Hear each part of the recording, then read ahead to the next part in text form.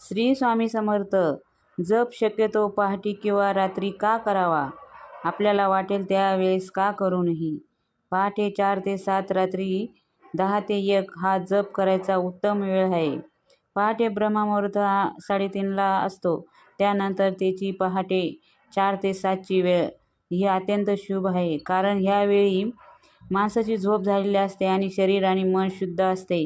ह्यावेळी देवतासुद्धा प्रसन्न मुद्रेने आशीर्वाद देतात. रात्री 10 ते 1 ह्या दिवसभरातील कामे संपवून, दिनचर्या संपवून व्यक्ती देवाचं नाव घेऊ शकतो. रात्री झोपताना केलेला जप हा तुम्हाला शांत झोप देतो, परिस्थिती बदलण्याची ताकद देतो. रात्री 10 नंतर आणि आजूबाजूला शांतता यायला लागते. यामुळे ह्यावेळी शांत झोप लागते. शांत झोप जप करावे.